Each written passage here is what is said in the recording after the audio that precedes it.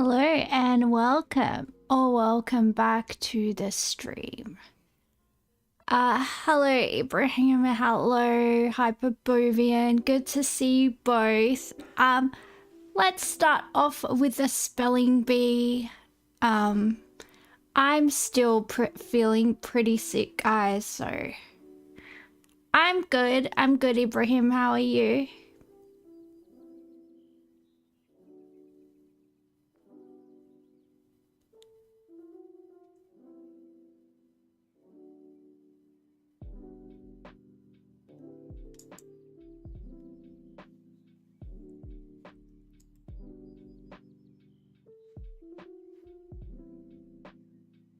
Yeah, the new emotes are pretty sweet. I like them. They're cool.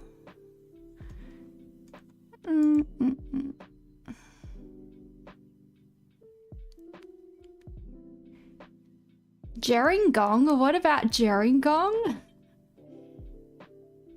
You had a good rin of Gerringong better. I do like Gerringong though. That's a nice beach. I assume that's like some type of autocorrect thing that's happening on your phone. I don't know. Maybe you just really like Gerringong. Alright, so we have to use the letter... We have to use the letter A, and the other letters are I, P, T, V, C, E.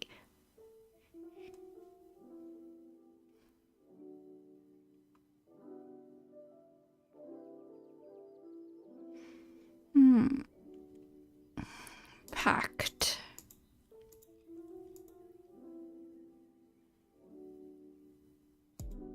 Evac.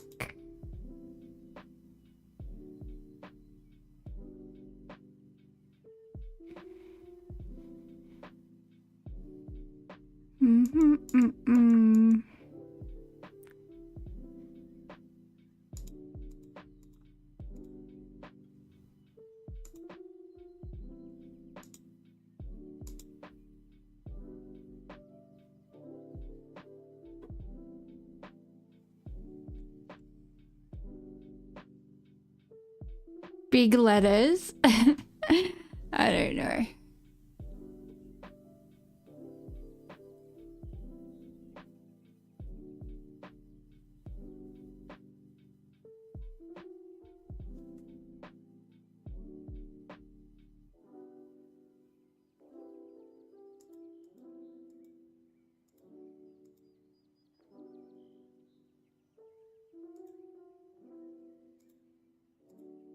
Captivate. Oh. I did captivate and it ended the spelling bee. What the heck happened? Okay. I'm not sure. Alright.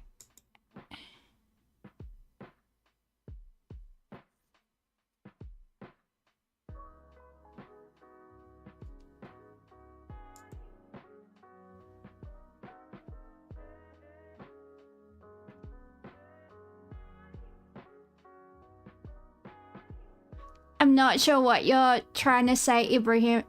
Did you get a bad test result? Is that what you're saying? Are you worried that your dad's going to be angry at you about your test at school?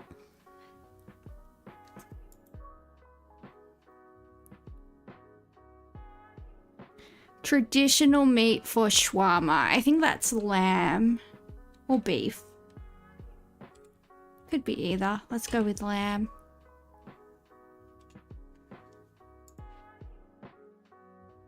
Brainstorm outputs. Ideas? I don't know. Cunningly sidestep as a difficult question. Dodge.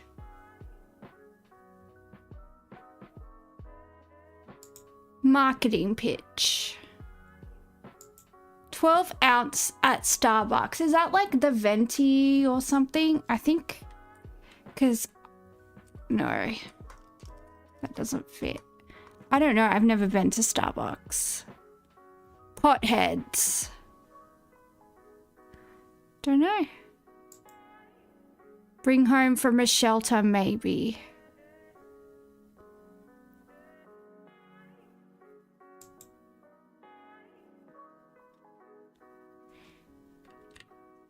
Media darling. Breakfast item with cream cheese. Dog? What one?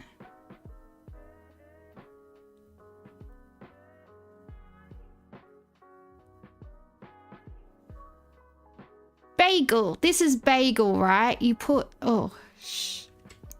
Stop it. Stop. Bagel.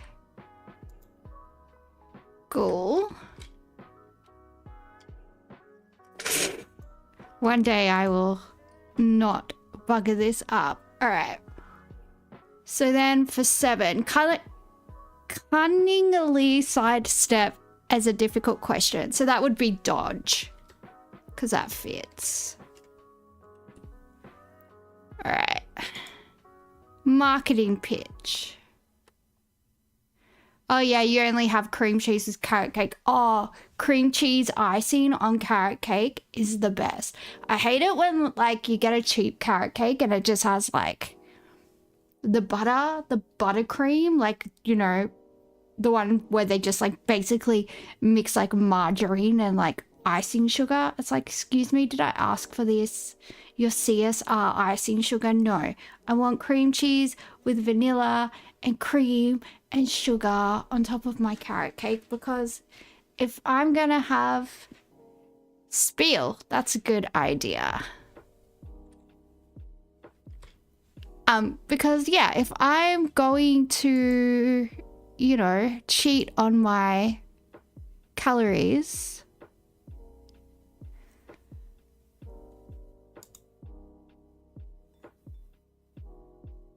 brainstorm outputs, ideas, I think.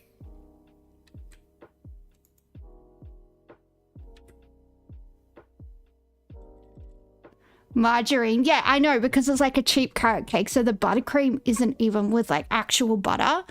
It's with what bears do in a bear market. 6 down. What bears do in a bear market? Oh, they sell, right? All right, so we've got one more. Oh, adopt. We did it, guys. We did it. We did the crossword. It was sell. We did it.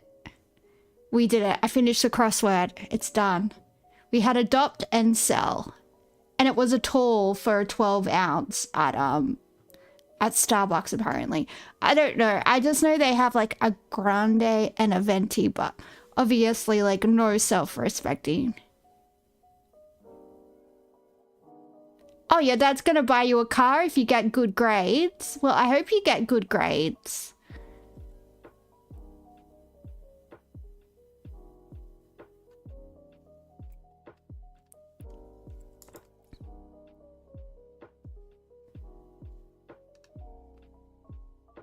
I wish I could get a new car. I can't even afford to get my car fixed. Oh well. That's what happens, I guess.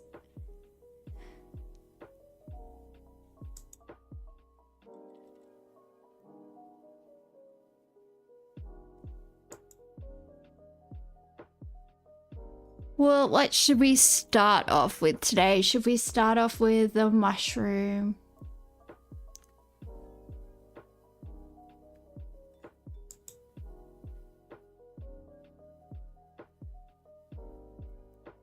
Yeah, we'll start off with the mushroom lady. We're just calling her the mushroom lady now. Erin Patterson, the mushroom lady. All right, let's go.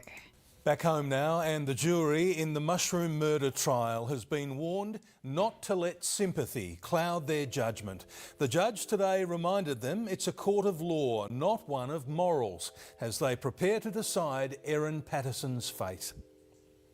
Inside this country courtroom, the fate of Erin Patterson will soon be decided. A jury of 5 women and 9 men asked to decide whether the mushroom cook deliberately poisoned her 4 lunch guests, leading to 3 of their deaths, or served them death cap mushrooms by mistake.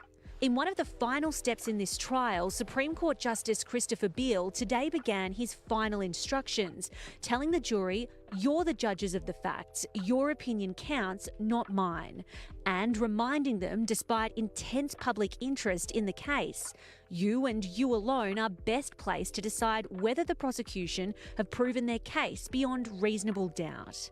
The families of Don and Gail Patterson and Heather Wilkinson were all in the courtroom today, the woman accused of murdering and attempting to murder their loved one.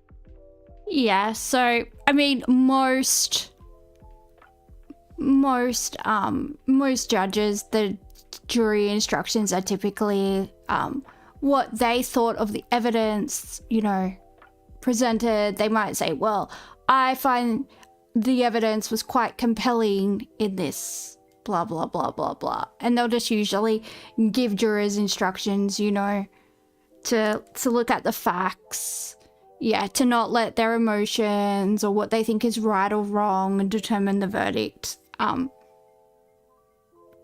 But that doesn't always mean that jurors follow that. Hello Zora Luca, good to see you. We're just looking at the mushroom murder lady at the moment. Ones sitting just meters away in the dock, spending the day staring at the judge, showing little emotion, as he told the court while anyone would feel sadness for the Patterson and Wilkinson families, sympathy could not play a part in the jury's final decision.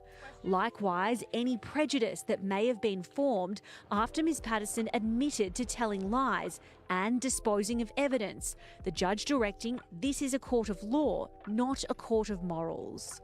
The group of 14 will soon be balloted down to 12 before they hand down their final decision, a verdict now highly anticipated around the world.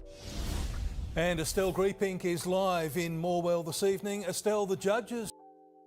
My friend made my VTuber model for me, Zora. I might add a Q&A about my model, because most people just come into chat to ask me about it. So I might just add it to my stream summary so people can read it on there. Directions will continue tomorrow. They certainly will, Mitch, and that's after Justice Beale spent most of today going through evidence we have heard in this trial, but addressing how the jury should treat things like inconsistencies and hearsay evidence. Now, I was actually in the courtroom today, sitting just a few metres away from Erin Patterson. She looked a little emotional when Justice Beale referred to evidence about her being of good character and being a good daughter-in-law, but apart from that, she just sat there quietly and stared directly at the judge. Now, somehow, Mitch, we're now in week 9 of this trial, but it's not over yet. The jury were told late. Yeah, well, usually whichever the opposition party, so the defense or the prosecution, depending on who is saying something that would be considered hearsay or presenting something that would be considered hearsay, it would be objected to, and it would either be sustained or overruled by the judge. So I mean, but it doesn't mean that the jury still hasn't heard that, right? It still doesn't mean that, just hearing it, even though it's been, overruled by the judge, the jury still heard it, right? So it's still probably got an influence. But yeah, hearsay is like when you're hearing something and it's not from the straight from the horse's mouth. You have to hear it directly from the person that saw it or was a party to something. Otherwise, it's considered secondhand and it's considered hearsay. Doesn't necessarily mean that it's false. You just can't say, my friend told me that they saw blah, blah, blah. It's like, well, you need to have the friend come in and tell us what they saw, if that makes sense. It's kind of like a convoluted way to explain hearsay, but yeah. Late this afternoon that they shouldn't expect to be sent out for a verdict tomorrow. So we're now expecting deliberations to start at the earliest on Thursday. Mitch? Estelle Greepink at Morwell, thank you.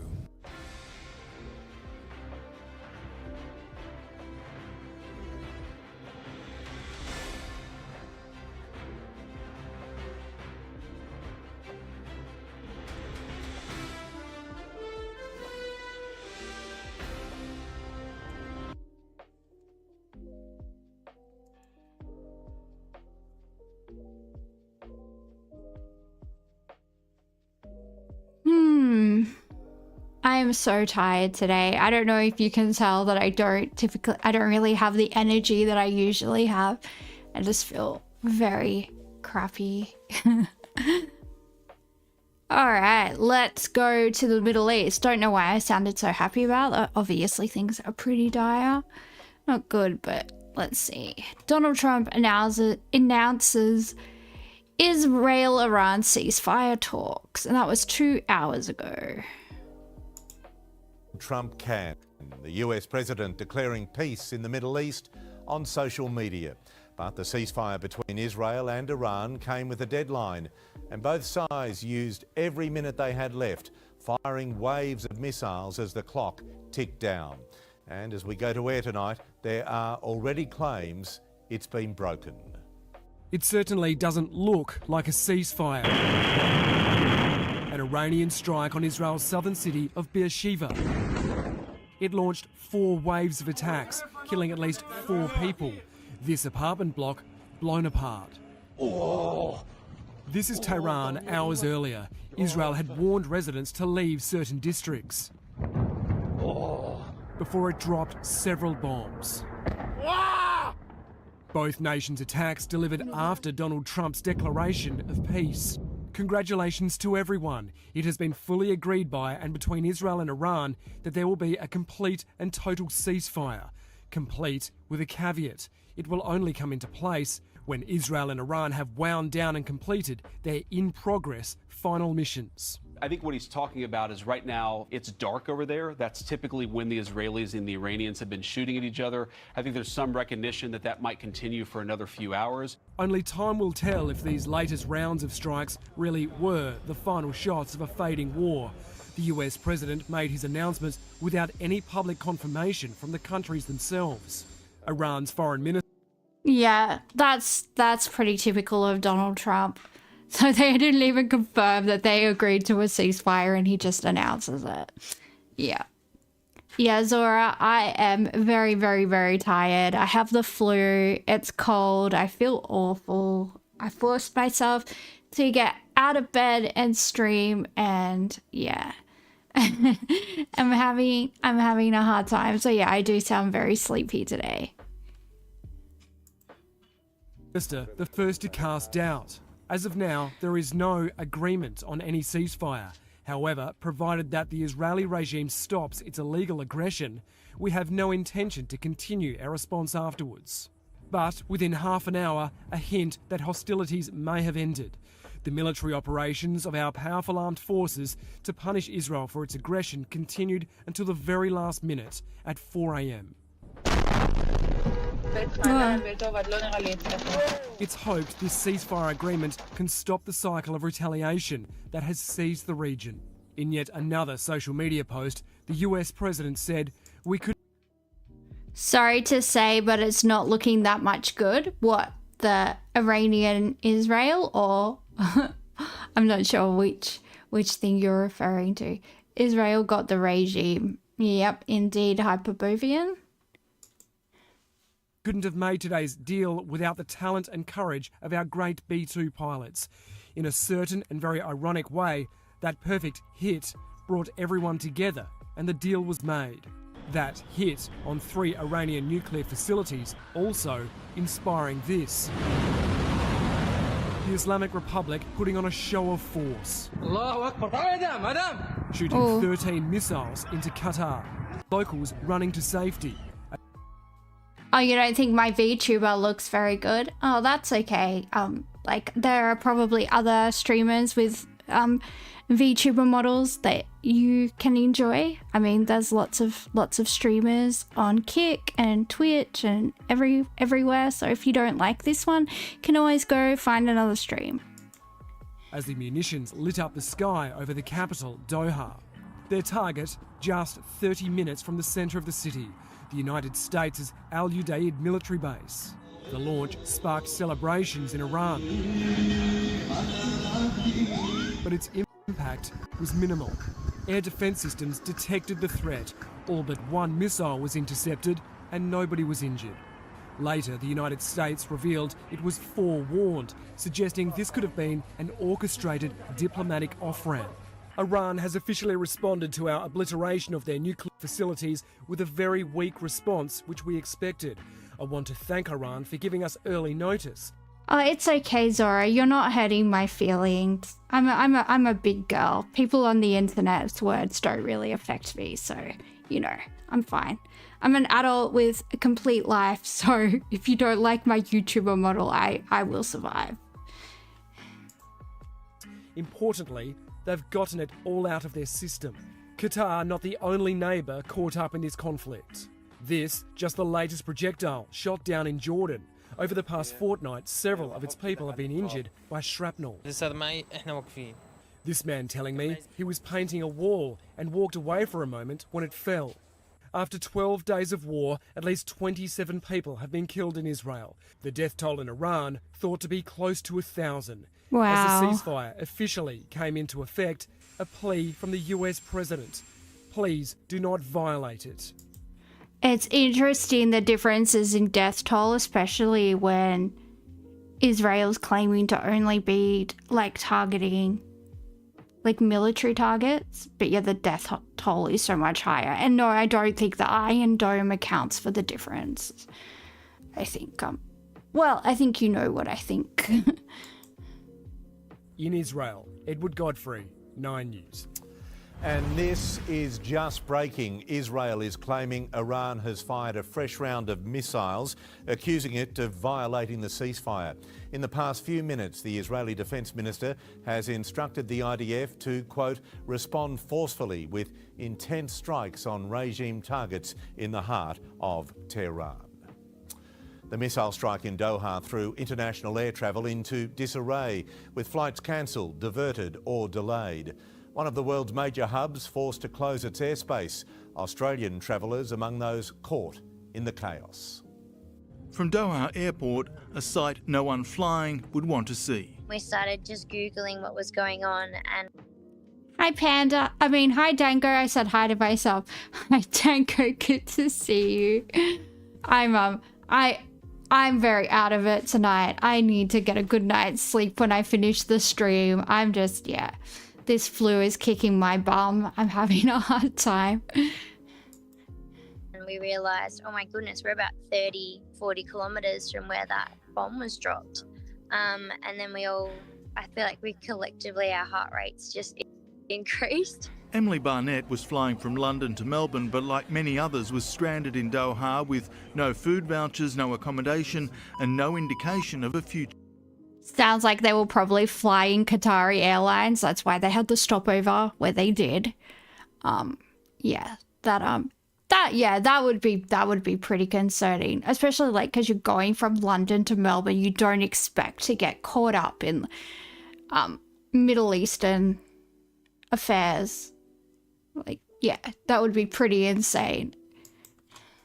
Flight. This is the line to talk to 2 people on the desk for transfers. Flights from Australia were also disrupted despite Qatari airspace being reopened. QF9 Perth to London was diverted to Singapore. QF33 Perth to Paris was turned around, now back in Perth. Oh, we're halfway there and then to turn around, it's a long trip. I'm flying by myself, so it's kind of scary because I'm only 16. So I started crying. I missed my corresponding flight over to Nice. Aww, she's so cute. I feel so sorry for her.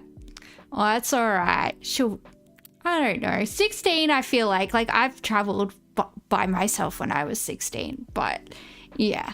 Oh, I don't know. She kind of seems a little bit innocent, a little bit naive. I kind of feel sorry for her, poor thing. I wish I could give her a hug.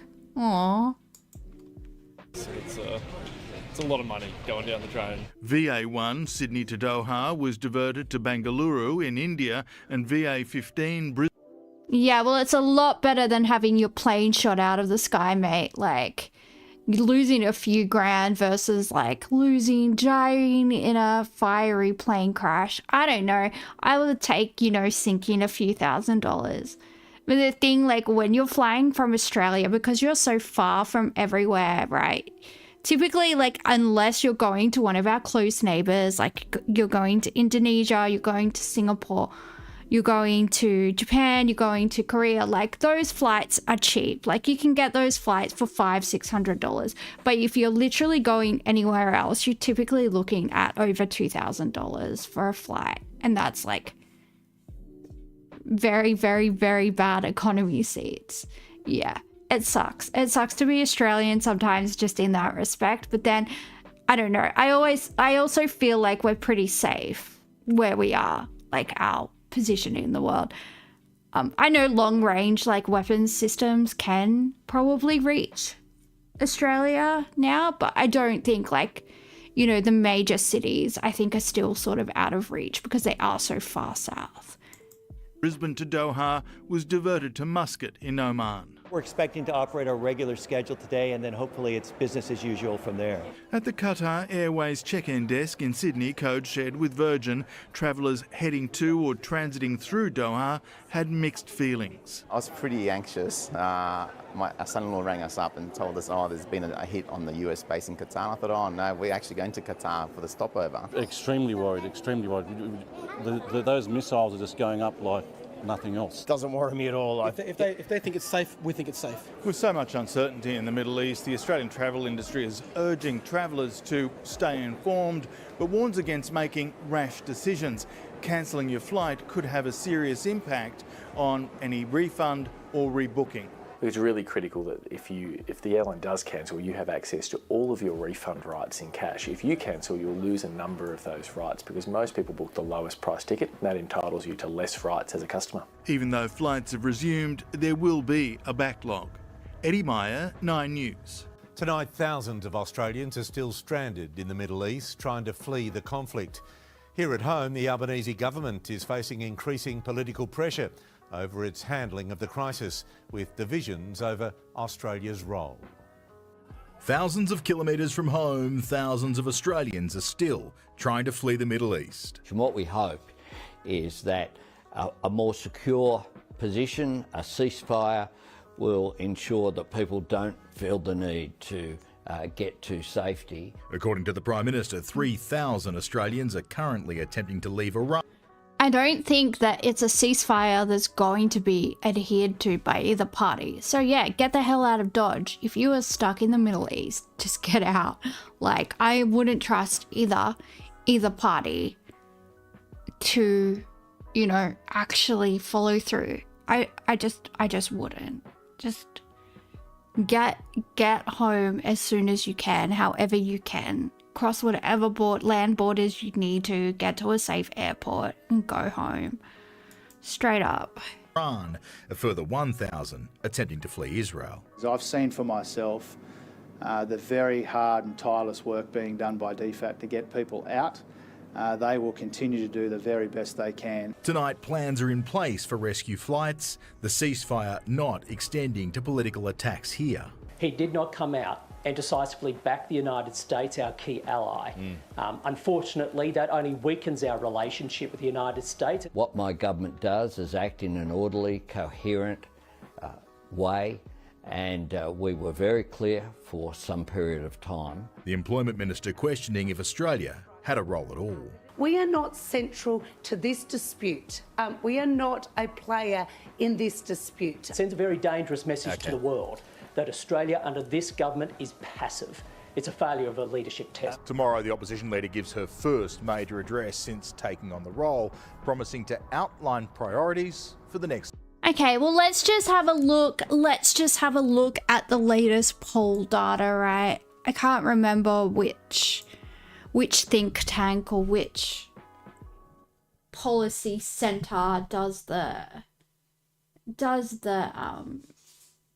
study, but anti-American sentiment in Australia. Latest update. Lowy Global Opinion Survey. Yeah, I just couldn't remember which one it is. There's too many of those like think tanks.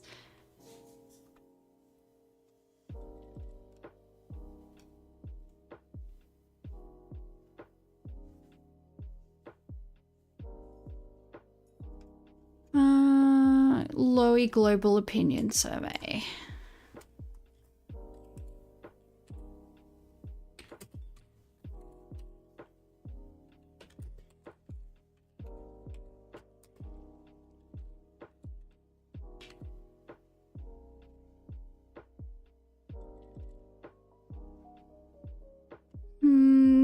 Well, let's do 2024 because I don't know if the 2025 one is out yet.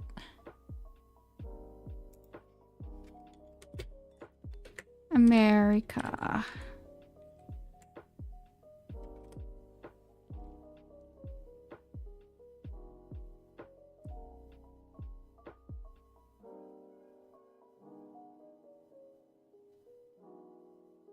I don't care about who they would be preferred leader of the United States. I care about how many of us hate America. Can you just give me an answer? Bloody hell. Thank you. Thank you, Hyperbovian.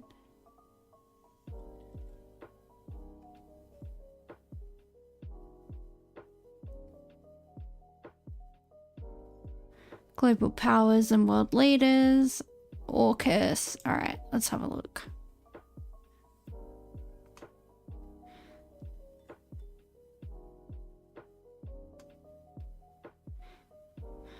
In the lead up to the 2024 US presidential election, levels of trust in the United States dropped a further 5 points from 2023 to 56%, continuing a decline that now puts it at 9 points below 2022, 65% in the second year of the Biden presidency. So yeah, Australians do not like America. There you go. Who would have thunk it? I mean, not actually just speaking to any Australian on the street, but yeah. I was getting like comments on my YouTube videos calling me an idiot because I said that Australians hate Americans and we think that they're bullies and they bully us, and our government are too scared to stand up to them because they know what happened to Gough Whitlam and they know what happened to Kevin Rudd. They know what happens if they are seen to be, you know, even pushing back against America a little bit. And I was called all these names. And I want to say, if you're an American and you're hearing this, you can't even find Australia on a map. So I don't want to hear that I'm an idiot. I know the history of my country from 1788 to present day. I can name every prime minister. I can tell you every treasurer since Federation. So if you're going to come and call me an idiot, you better come prepared because I will kick your ass. I might be a tiny little diminutive woman, but I'm smarter than you. I have more credentials than you. If you want to play the game, mate, we'll play and I'll win. So yeah, I'll buy you an atlas for Christmas. Send me your address. Shove it up your bum. You know, whatever. That's it. Wanted to get that off my chest to random internet people. All right, let's go. Feel better now.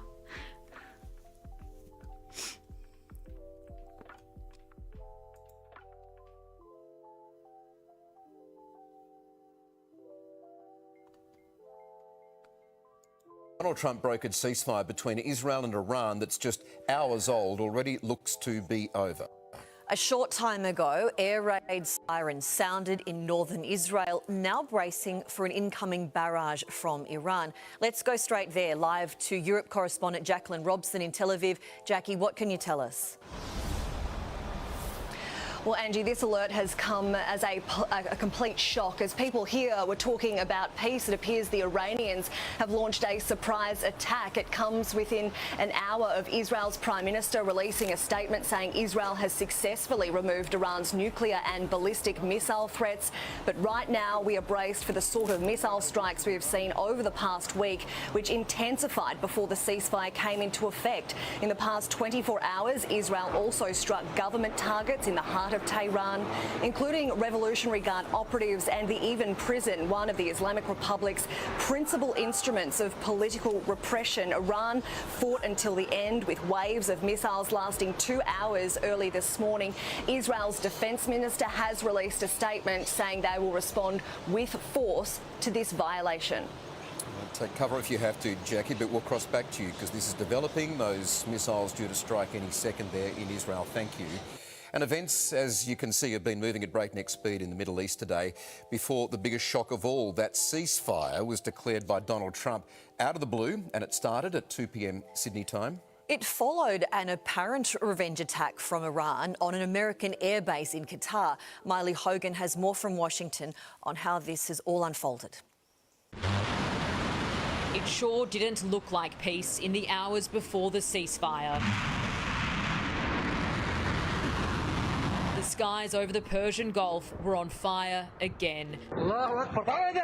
14 Iranian ballistic missiles fired into neighbouring Qatar, sparking panic. Yeah. The stated target, America's biggest military station in the Middle East, the Al Udeid Air Base, revenge for the weekend attacks on Iran's nuclear. Well, what did you think was going to happen, Donald? Did you think that they were just going to accept it? You fired first. You fired first. Israel fired first and you fired first. So, you know, play stupid games, mate. That's what you get. Nuclear facilities, but this was all for show. All but one of the missiles were shot down and it was allowed to detonate in nearby desert. A Donald Trump deal, Iran allowed to save face after warning America its phantom attack was coming. And we think they gave us some warning because they didn't want to kill Americans and they didn't want to escalate. There's definitely some symbolism to this. In Tehran, they celebrated a great strike against America, they were told. But Donald Trump was 2 moves ahead. Before the smoke had even cleared, the war was over. It has been fully agreed by and between Israel and Iran that there will be a complete and total ceasefire, at which point the war will be considered ended. Most importantly, they've gotten it all out of their system. Donald Trump spent the day inside the White House holding meetings with his national security team in the Oval Office, plotting his next steps after days of high-stakes decisions that will shape his presidency and his legacy. This is a war that could have gone on for years and destroyed the entire Middle East, but it didn't. An official end to the 12-day war will be saluted by the world. President Trump. Oh my God, get over yourself. You're not Gandhi. You're not Winston Churchill. You're not Nelson Mandela. Like, just calm down. God, he huffs his own farts so hard. It's actually really embarrassing. Announcement, we very much welcome. And this is the other thing. I never really talk much shit about Donald Trump because I don't care. But this is like foreign policy. And this has to do with my country because Pine Gap is used in the weapons navigation systems for all of America's like long range artillery. So yeah, I'm allowed to have an opinion, okay? I'm allowed to have an opinion. And you can't find Australia on the map, on a world map. I could get out a globe. You would point to Africa or something, or Antarctica. You're not smart people. I'm sorry. I know it hurts, but if you want to come for me, like I've been nice, believe it or not. I have actually been nice, so...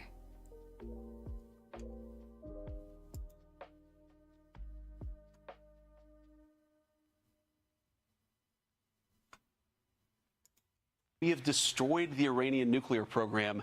0 Americans have died. That's an amazing, amazing thing. The Vice President clearly convinced Iran is now a shadow of its former self. I think the Iranians are at a place where they don't want to keep on fighting. I actually think when we look back, we will say the 12-day war was an important reset moment for the entire region. With one parting insult to Iran. They're just not very good at war. That may be true, but terror is another thing. Tehran has long been expert at that. Iran's not a threat to Israel. It's a threat to the entire world and to civilization the way that we know. Hey Frostbite, welcome to the stream. What's up? Hope you're having a good night. Am I interested in watching a space video? Like, what's it about? Like, is it about black holes or something like that?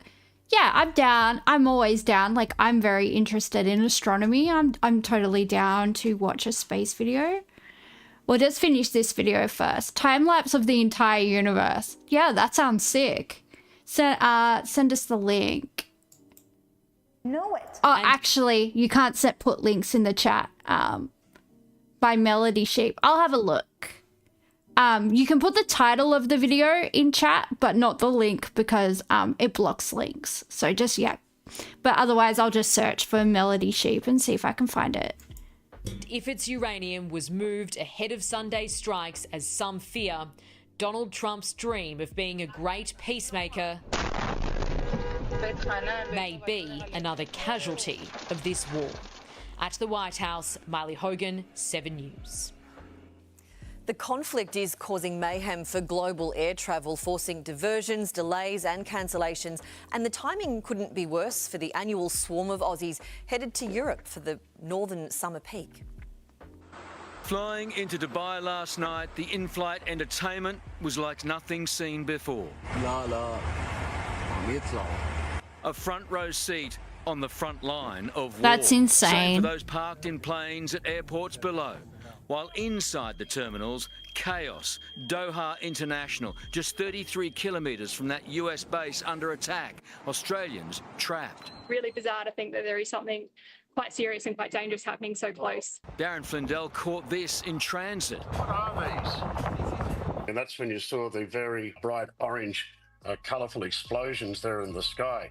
And this was quite intense. It forced flights into evasive action. Brisbane traveller Sally Young diverted to Turkey. It's so volatile, we just don't know what is going to happen. Australian Airlines flying in forced to steer away. 2 Virgin flights, 2 Qantas. QF33 came back.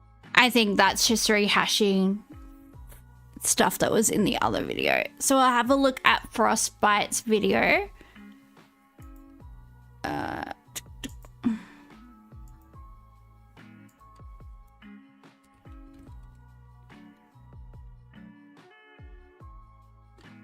What's this?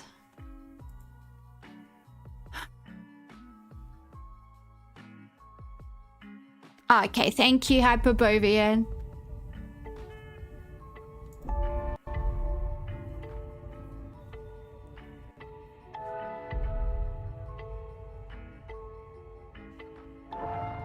Go low volume? Yeah, that's a good idea. Don't want to get copyrighted.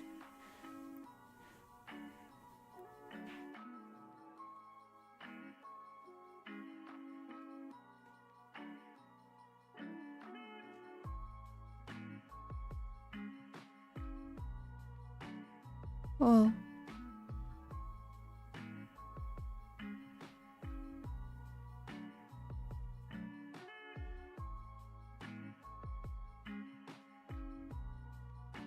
Yeah, this is sick.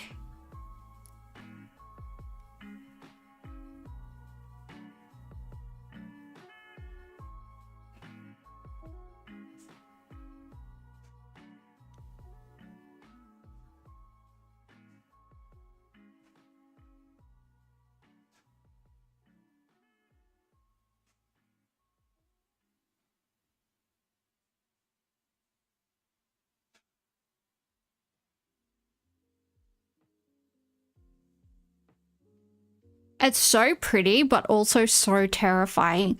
And it's crazy how this looks like neurons. It looks like a brain. Have you ever seen like images of a brain with like all the neurons flying around? Oh, I'm missing what they're saying on the video. So I turned it off. I was scared I was going to get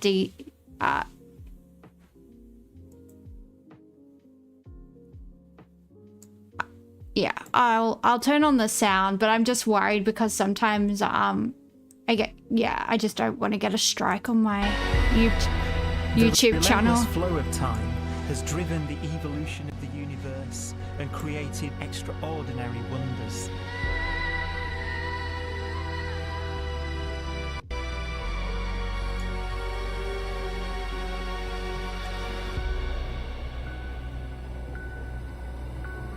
Or spiral galaxies. So close together that they're locked in a gravitational embrace.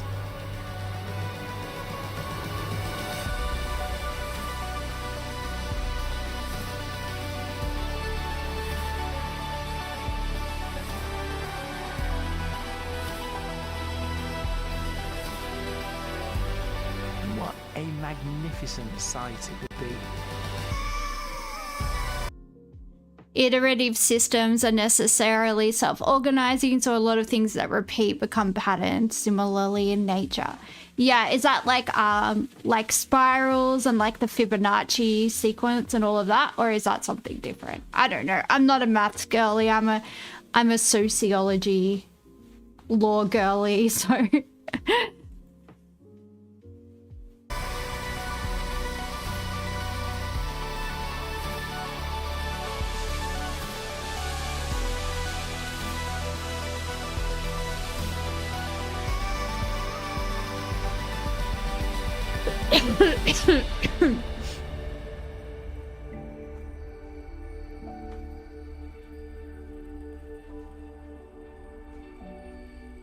As it evolves, the universe passes through distinct eras. Vast ages. yeah, it looks like cells in the human body by unique milestones. under a microscope. The births and deaths of its wonders.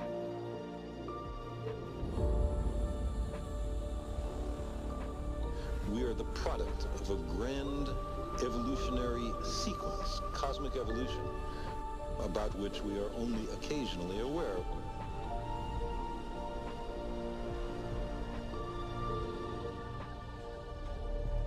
It's so crazy because of the way light travels as well, and different waves travel, that like you can essentially see back in time. By the time we can see things from Earth through a telescope, they might have happened like, you know, thousands of years ago, or like a million years ago. So it's actually just insane, like how vast space is and how long it takes for like waves to travel. Gravity is the great creator, the constructor of worlds.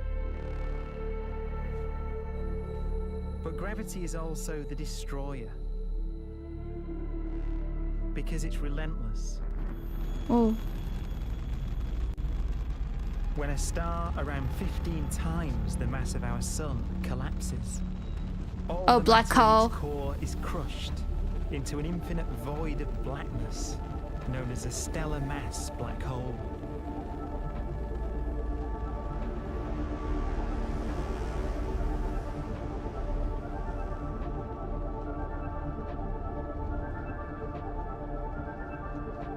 Yeah, the universe is kind of terrifying. These monsters can rip a star apart. They tear matter from its surface and drag it into orbit.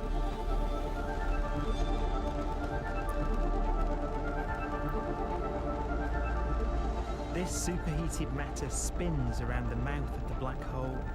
This is making me want to go to the planetarium. There's a planetarium in Melbourne, and I went there for my birthday one year, and it was really cool. I just don't like spending money on things, but like, yeah, it's so cool because like you lie back on your back and you like look up and it's all like on a dome and it's all like 3D. Yeah. I'm excited now. I love space. It's so cool. And great jets of radiation fire from the core.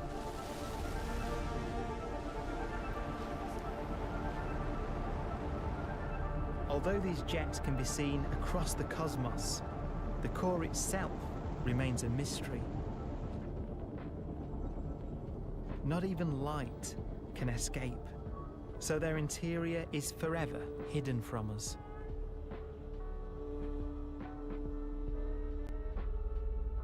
Throughout a star's life, there is a constant battle between energy pushing out and gravity pushing in. When it runs out of fuel, the star collapses and then explodes with the brightness of 1 billion suns.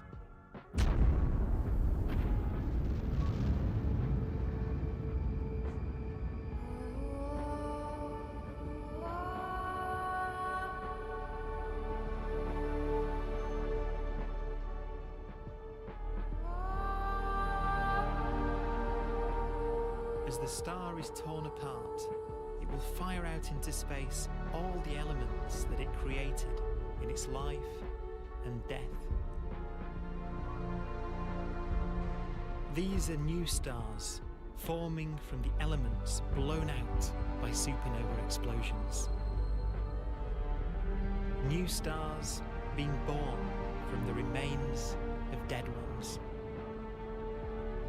And it's from this universal process of death and rebirth that we emerged.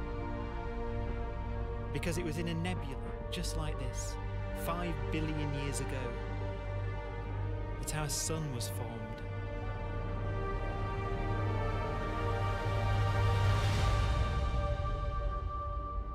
Clouds of hydrogen collapse further and further under the force of gravity, and the life cycle of a new star has begun. A star was born that would come to be known as the Sun. Do you guys think that our solar system used to be a binary solar system? Do you think there was another sun? Because that's a theory some people think there's like a brown dwarf out further somewhere that was once like you know, can't remember what color. I can't remember the color stages of the suns. I don't know. I'm a bimbo. Leave me alone.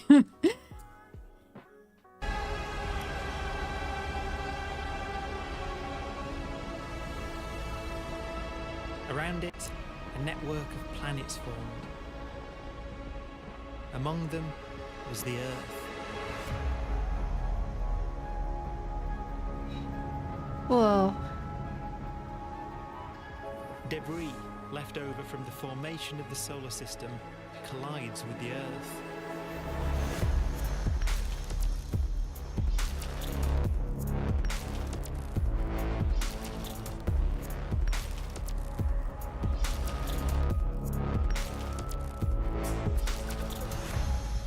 Earth began life as a molten hell. The early continents were still forming. The land was dominated by volcanoes, hostile and lifeless.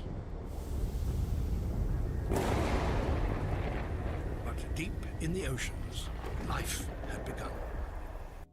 See, now we're getting into geology territory, and this is stuff that I know, so I know all about rocks and all the zoic periods of the Earth's formation, because that's something I actually studied. So I feel like this is more my wheelhouse.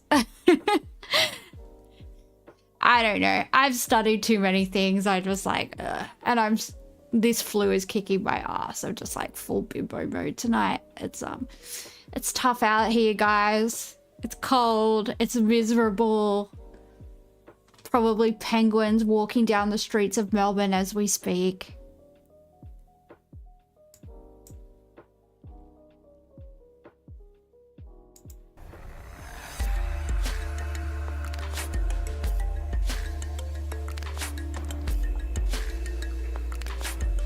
The latest theory is that chemicals spewing from underwater volcanic vents solidified and created the conditions needed for the first cells to form.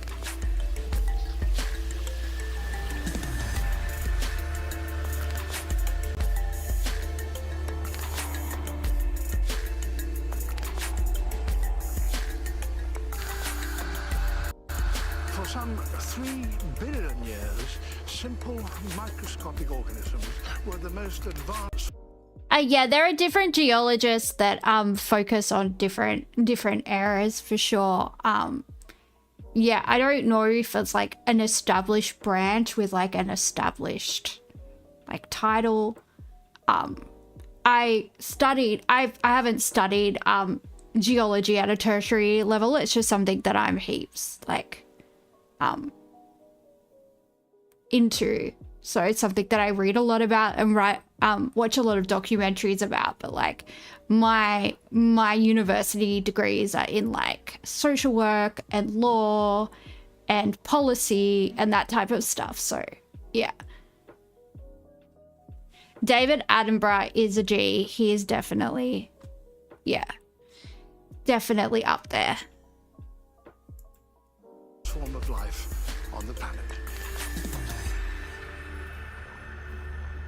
Cyanobacteria and other oxygen-producing microbes began to bloom. These flourished in colonies. Yeah, seismology is still used by geologists though, because it's still used as like a measurement system within geology. Well, yeah, I mean, but you can tell a lot by like patterns in rocks and crystallization, like crystal formations within rocks. They also can break down rocks into what's the word? My brain hurts. Hang on. I'm trying to think what the process is called. If it comes to me, I'll say. Otherwise, I'm just going to be here for 5 minutes trying to think. Yeah, there's a process that they do with like the crystalline structures in the rocks to like study. Oh God, I can't remember. Is of plant-like microbes that pumped out enormous volumes of oxygen.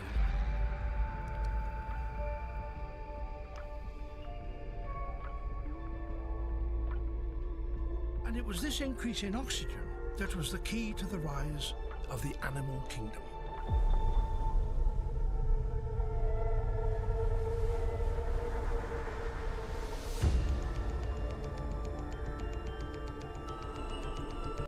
Did you know that the oxygenation of the world's oceans is the biggest pollution event in the history of the Earth? It is. The oceans rusted and they oxygenated too. Those were the two biggest pollution events ever in the history of the world. Like, forget about like the Pacific garbage. What's it called? The Pacific garbage island or whatever it's called. No, it was actually the Earth's oxygenating. Organisms started using oxygen to respire, yielding a lot more energy, which allowed the development of more complex life.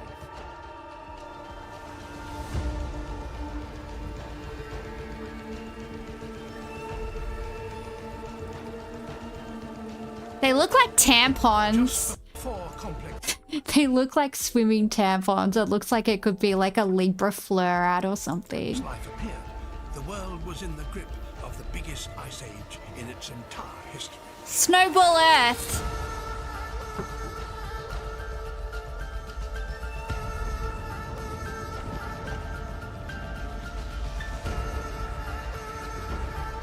And then suddenly, advanced organisms appeared.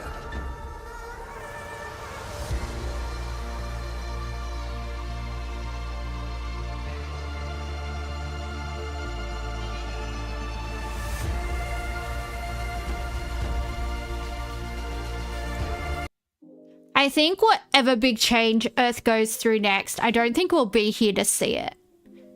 Either we'll become like an interplanetary species, or, you know, look at what's happening now. Like, there's a good chance people are gonna, well, there's not a good chance people are gonna nuke each other, but the fact is, as soon as we split the atom, it was kind of, you know, the countdown to the end of our civilization, I think. But hopefully we get off planet. We get off planet before that. There's a Neanderthal woman collecting protozoa in the ad. Okay.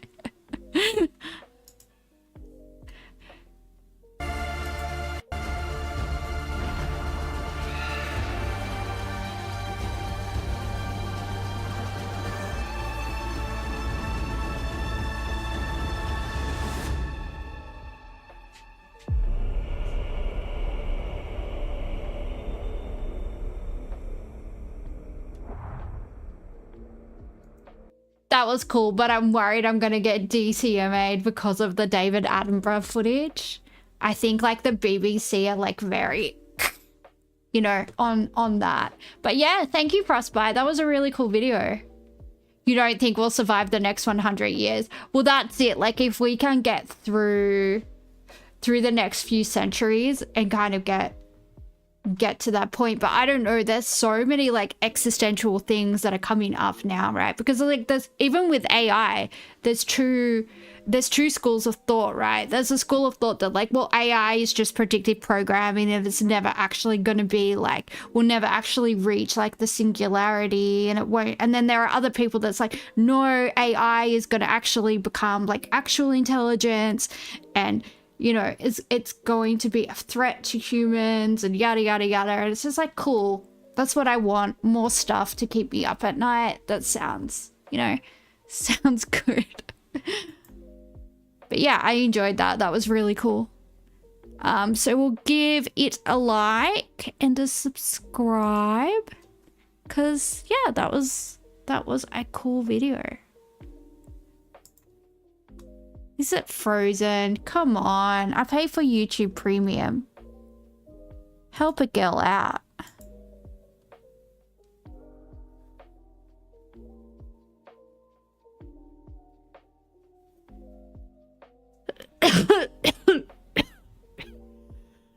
Excuse me.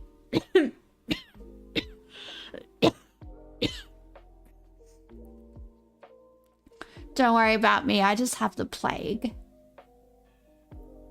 Also, people are scared that AI will be sentient. It's like looking at a machine that imitates life and thinking it's alive. Yeah, it's terrifying.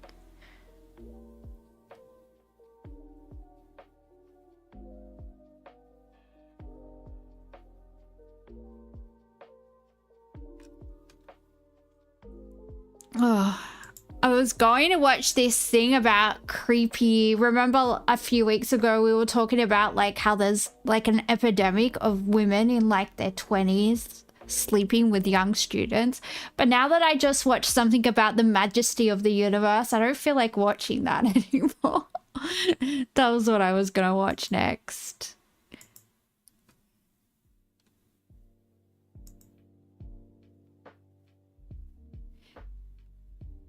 You think AI will count as sentient, but you think humans are kind of robotic. Well, I definitely know some people that I do question if they have souls. Have you ever met a person and you're just like, is there anything going on in there? Like,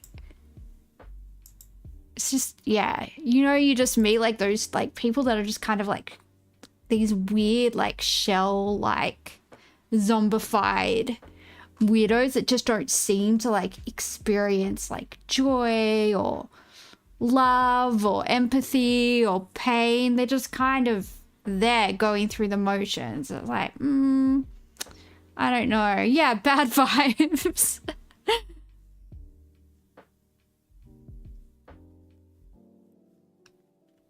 This looks kind of scary. That's what drew. I'm drawn to this because of the art. But it also looks kind of scary. All right, let's watch the teacher video. Let's bring our IQ levels back down. Let's go, guys.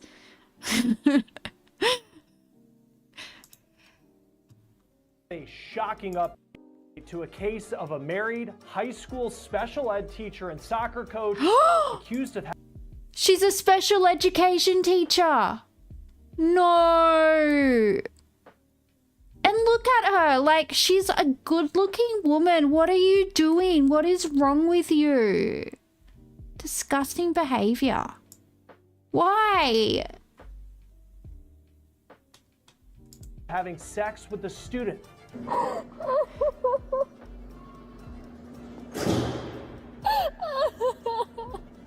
Christina Formella is now facing 52 more charges in connection to her alleged sex acts with an underage student, and her husband appears to be standing by her side. We're on the case, presented by Law and Crime. I'm Chris Stewart.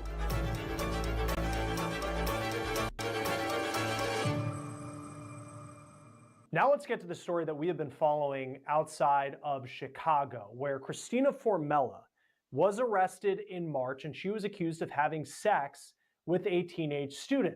Now she said that the student had taken her phone, that he had tried to set her up by sending text messages between the two phones, making it seem like they were having a sexual relationship. But now prosecutors have the receipts that show that this story allegedly goes far beyond what we first thought. You've been single for 26 years and you've never been that desperate? Yeah, well, I mean... yeah, there's just not a scenario in the world where that's okay. And they said she was a special education teacher. So... was she preying on somebody with like a developmental delay? Was she preying on somebody like, because it's one thing if it's like, you know, it's a child, obviously that's heinous, but it's doubly heinous, right? If that child has a developmental delay, because if she's teaching special education, what does that mean? Like, yeah, it could maybe mean that it's like somebody that's neurodivergent, but it could also mean it's somebody with a developmental delay. And like, please don't let that be the case. Please. God, I'm begging you, please. I can't deal with that.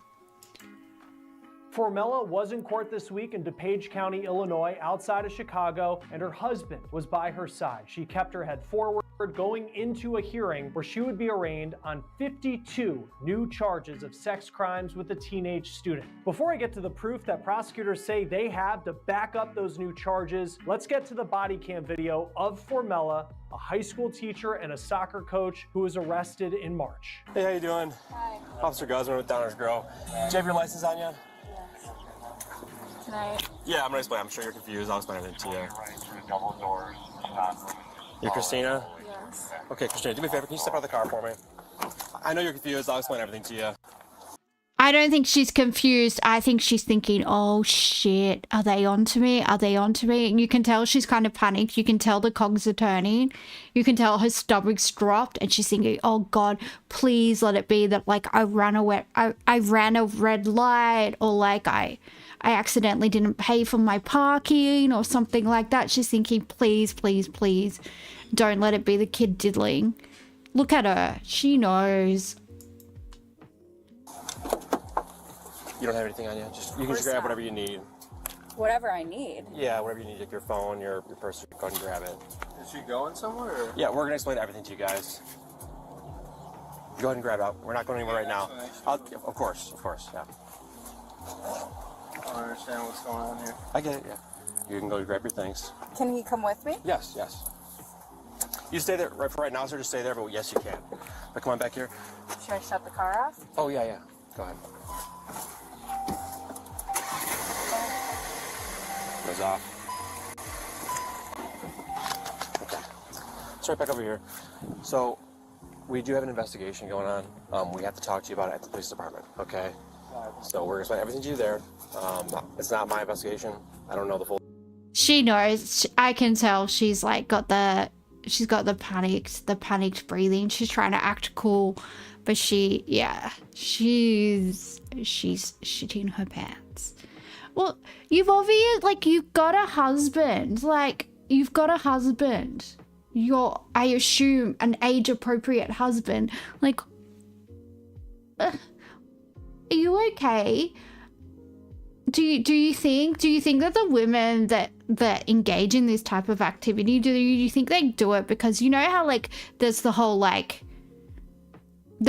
manosphere movement where they're like, oh, if you're over 25 you've hit the wall, and maybe these women are, you know, getting towards their 30s, or they're in their 30s, and they're like, oh, well, these young boys are still interested in me. And like maybe that's like them proving to themselves that like they're still attractive. Which, by the way, like so many, like look at Kate Beckinsale and all these women like in their 50s that still look like amazing.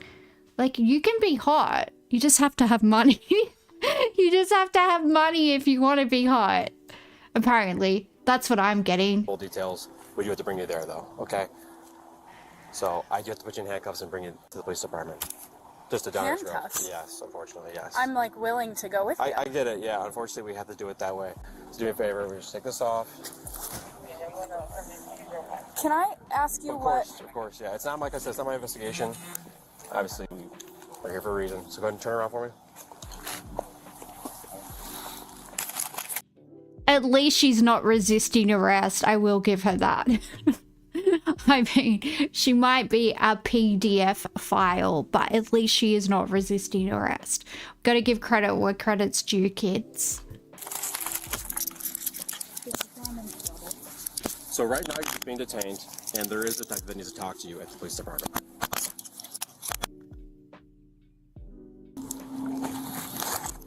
So we'll let your husband know. No, he can just come to the police department as well if he wants to wait for you there. I'm like... I get it. You have a lot of questions. So scared. Yeah, everything's okay. We just need to talk to you at the police department. That's all. Nothing else on your pocket right now? Anything else? Just my phone. Just your phone? Okay. Okay. All right, we're sit in the back of this car. On the other side. Once you get to the police department, you'll talk to the detective and he'll explain everything to you. But you Oh no. At the moment, She knows. She's just hoping it's something else. She's just really praying. Please, did I accidentally commit another crime? Please, God. other than that, it's an investigation. That's all I can really tell you right now. I'm sorry. I wish I could tell you more. Is he coming with me? We'll let him know right now. Formella, as you can see there, seemed confused and shocked that police were taking her away. This is video of her in the rear of the police car being taken to the station. Before we get back to this episode from On the Case, I want to bring you a law and crime legal alert, because if you received a Depo-Provera birth control shot and were later diagnosed with a brain or a... No, because I live in Australia. So, let's go. Yeah, he's taking his phone number down. We're staying in touch with him. We're just going to Downer Grove, so 10 minutes away. No, I know, but I really would prefer that my husband's with me. Of course.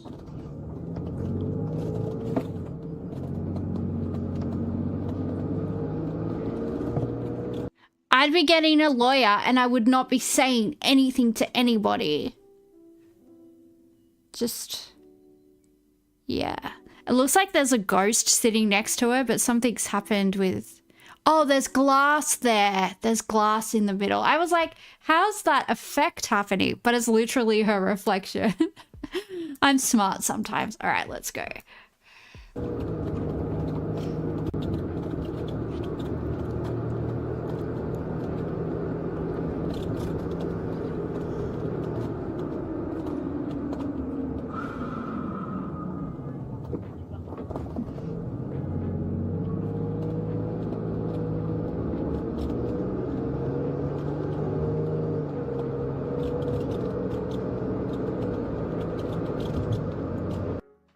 Did I hear that the US EPA is considering lifting the asbestos ban in the USA? What? What in the James Hardy is going on, guys? Is that real? Oh, I want to... apparently... dude, apparently I just read, or I just saw, like, before I started streaming, and I was kind of looking over news stories of the day, I saw that Queensland changed their state logo from maroon to blue. Does that mean they're just like conceding that New South Wales is going to win state of origin? I think it's a sign. I think it's a sign. Yeah, it's definitely a sign. God wants us to know, guys.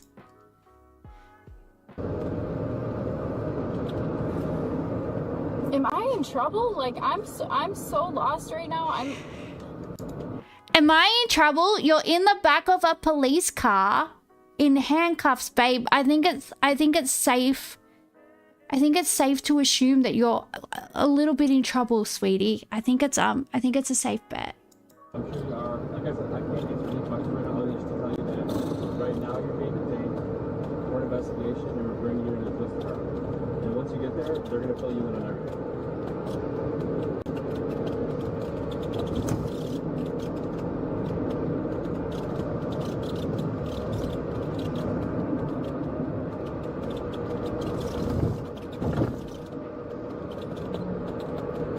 Well, yeah, I guess when you don't have a country with universal healthcare, you can just bring back asbestos, right? Because when all these people get mesothelioma? Is that how you say it? And asbestosis from the asbestos, like the American government's not going to have to pay for it. The people working with the asbestos they're the ones that are going to have, you know, all the lung problems. They're the ones that are going to have to die a slow and painful death, basically suffocating. And yeah, because the American government's not going to have to pay for that, right? It's going to have to be the insurance companies that are probably going to say, well, you worked with asbestos knowing it was asbestos. But like, what are you supposed to do if that's your job and you need to get paid? If your boss tells you you've got to work with asbestos, like, that's insane. We know that this stuff kills people.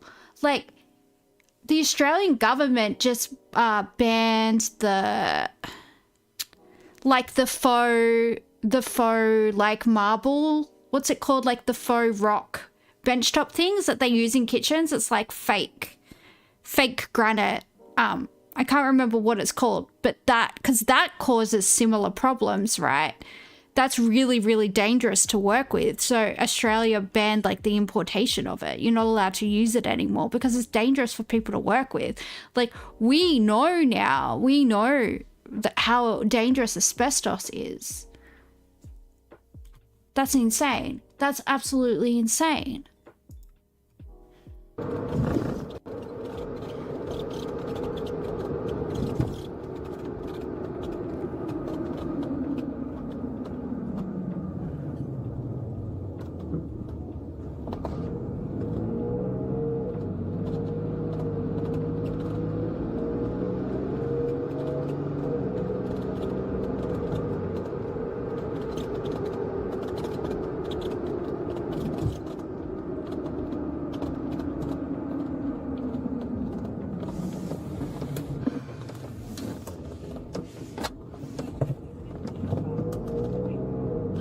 But once she got to that police station, detectives laid out their case that this teacher, this wife, this soccer coach was accused of having sex with an underage student. And just take a look at how she reacted. I'm just gonna put your seatbelt on, unless they're able to reach it down there. Do you think they're being so nice to her because she's hot and a female? Like, if that was a male PDF file, do you think they would, like, be this nice? I don't think they would. I think their body cams would accidentally malfunction. And then the PDF file, you know, would accidentally run into a door or something. You know, something would happen where he'd probably end up a little bit bruised. It's just really interesting, like, because we know how, like, male offenders are treated, right? We know how they're treated in jail, in prison, how they're treated just in the general public. But she seems to be getting princess treatment, right? Because she's really pretty, and it's just, I don't know, it's just very bizarre to me. Like, this is somebody that violated a child. What's going on? Sure you don't want a tissue or something? I'm feeling I'm gonna throw up. You want a bag? Yes, please. All right. Okay, sweetie, we'll get you a spew bag. Hey, can you get like a bag just in case she gets nauseous? Yeah. I don't know, do we have any of those MSS bags like laying around the spot?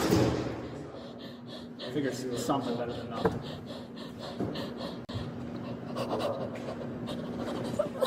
Or here, if you stay with her, I'll go grab it.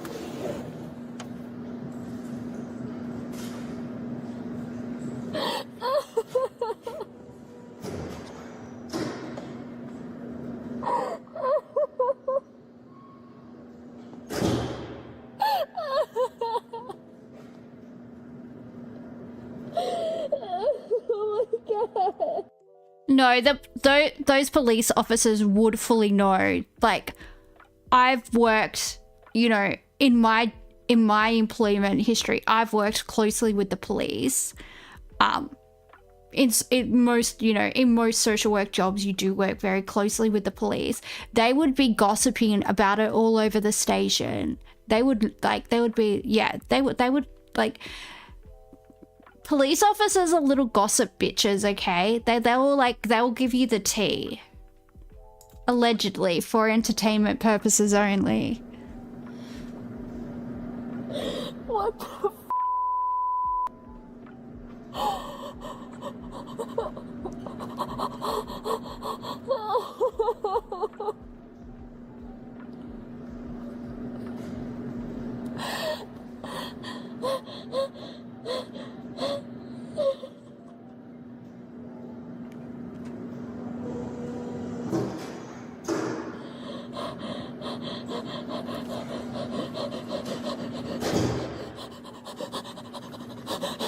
Just kind of put it on the floor here, alright? Okay.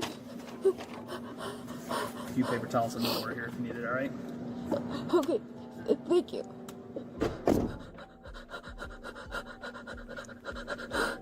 If only there had been a way to avoid this situation, like, I don't know, not writing your underage student.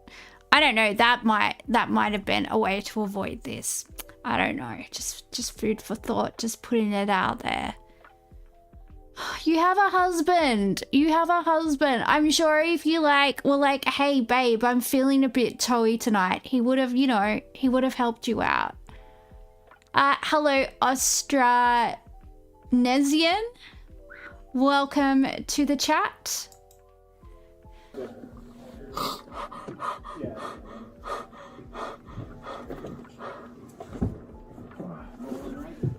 Yep.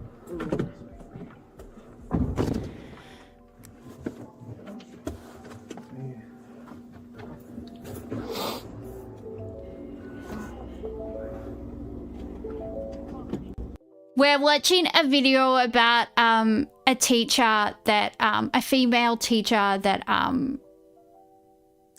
had relations with her underage student, and she's like just been arrested. She's like hyperventilating in the back of the car. So that's where we are.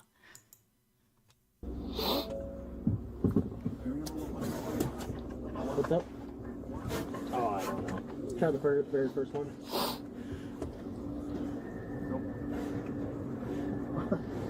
Oh, the fourth one? Yeah, it seems to be happening a lot these days. Australesian. Sorry, I'm having a hard time pronouncing some people's names these days.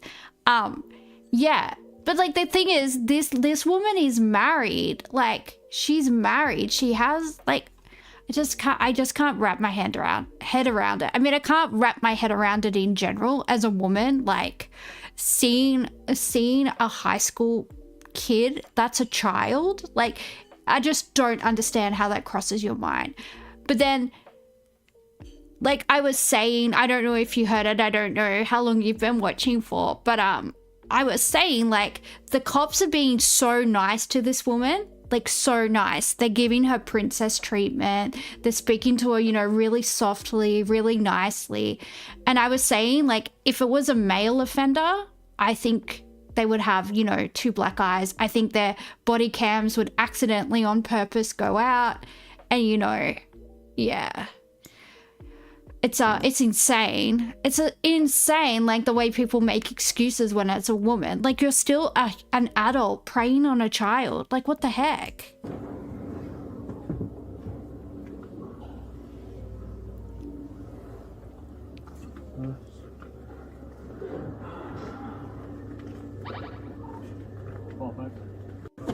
But frankly, what she was accused of in March in that body cam video pales in comparison to what she is now being accused of by prosecutors. Let's start with the original charges. In March, Formella was charged with 2 counts of sexual abuse and criminal sexual assault. This story came about when a now 17-year-old boy and his mom filed a report saying that the boy had sex with Formella when he was 15 years old in 2023. Whoa. And he was one of her students. The boy told police that he and Formella had sex just once in her classroom during a tutoring session. Now again, there's much more to this alleged story now. The boy's mom found out about this alleged relationship when she ordered her son a new phone after his original phone had broke. She went into his iCloud account and found very graphic messages allegedly between Formella, the teacher, and her son. And here are a couple of those text messages. The woman's son, the victim in this case, wrote, quote, "I love you so much, mama." And an unknown number texted back, and that is who prosecutors say is the teacher, Christina Formella. She says, quote, "I love you so much, baby. Even though this morning was short, it was perfect." Formella also allegedly texted, "I love having sex with you," and the teen responded allegedly, "I know, baby. I love it so much. It feels so good. It's so..." It really sounds like two children like trying to have sexy talk. Like, I don't know. I just find it so cringe reading other people's like sexy talk. I don't know. It makes me feel very uncomfortable. Passionate, it's so intimate, it's so perfect. Police also looked at Formella's phone and allegedly found long entries in her notes section where she is talking about not just having sex with the student, but allegedly considering him her boyfriend. Quote, "I'm not upset, I'm not mad," Formella allegedly wrote. "I'm not any of that. I've just lost interest. I went back and screenshotted every single time that I said we should break up until after the wedding and after you graduated, and every single effing time you came back and convinced me it would be fine. I initiated every single breakup only for you to end things saying you couldn't get over it. You ruined us. I warned you, we should have never started dating a long. Why would she chronicle all of this? Like, if you're going to be a weird, creepy predator lady, why are you documenting all of this in your phone? You absolute weirdo. What the heck? Dude. Effing me ago, and you gaslit me and convinced me it was fine every single time, be that's who you are. We will never ever be together again. I'm not a second choice. I'm the best thing you'll ever have, even with all of my mistakes. Oh no, I just read the last sentence. She wrote this under manifestations. She's a manifestation girly, guys. No. Uh-oh. Uh-oh. You, once again, waited and strung me along until it was convenient for you. It broke me last time. This time, it changed me. I'm not sad. I'm effing mad. She's accusing a child of gaslighting her. He's not a Machiavellian genius. Like, he doesn't have the capacity to do that. You are a grown woman. You could run circles around him. What the heck is happening? That I let a 16-year-old F-word with me like that, and I made a promise to myself that I never will let any guy F-word with me like that again. In March, police say Formella accused the teen of setting her up. She claimed that he took her phone during that tutoring session and wrote... Honestly, Austronesian, there's so many cases that it's so hard not to get them confused. There's been a lot of cases in Australia as well. Like, I can think about four different cases where it's been, and these are all like good looking women in their 20s or early 30s, and a lot of them have been married as well. Some of them even have had children with their husbands. Well, I hope the children are their husbands. I hope they've done paternity tests, but yeah, it's absolutely insane. Like, did this used to happen and we just didn't know about it? Or is this like a new thing? Do you think it's because of weird porn that people are watching and then they're getting like, I don't know, they're getting aroused by all this weird stuff? It's so weird. Of what we just went through when she wasn't looking. He even, she says, sent text messages between the two phones to make it seem like they were talking about sex. She also claimed that she was the target because she's, quote, good looking. But then comes this week, and this story went to a whole new level. Formella was arraigned on 52 new charges. And this is what we 52 know about charges, what wow. prosecutors said in court in DuPage County, Illinois. This is according to local outlet The Daily Herald. Prosecutors said that Formella allegedly didn't just have sex with the student once, she had sexual activity at least 45 times with this student. They say that she had sex with the student not just at school, they had sex at her house, which isn't far from the school, and they allegedly did it during school hours. Also, this relationship allegedly started when the teen was 14 years old, not 15 like we first thought, and they reportedly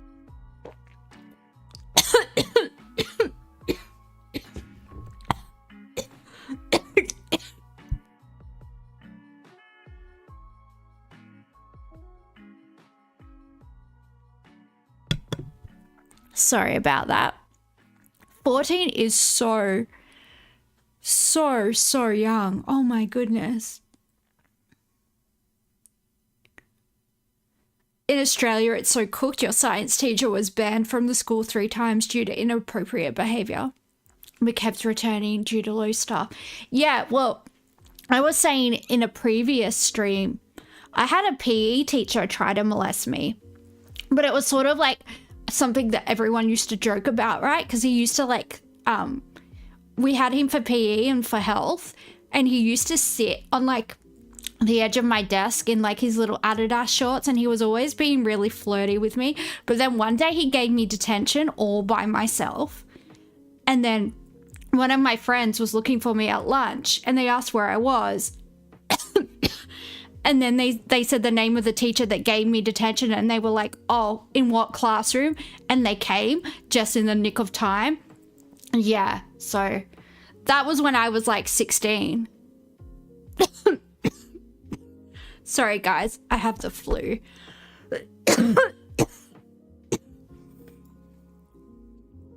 had this contact for roughly 2 years, and that is way longer than what we first thought. So how do investigators know this? How did they find out these new details? Well, according to prosecutors, they had a second interview with the teenage victim. They also apparently have way more text messages than we first thought. Hundreds, if not thousands, between the two. And they say these text messages show that Formella even texted the teenager when she was with her husband in Italy. Now, social media shows that she and her husband got married in August of last year, 2024. And he does appear to be standing by his wife's side. He walked with her into the courthouse this week for her arraignment on these new charges. The teenager allegedly told law enforcement in the second interview that the sexual abuse with Formella continued to September of 2024, and that would have been after Formella married her husband. No, I know, but I really would prefer that my husband's with me. That's crazy. So she was having a relationship with and married her husband during the course of like this weird, I don't want to call it a relationship, this weird grooming abuse saga with a student. That's so insane. It's absolutely insane.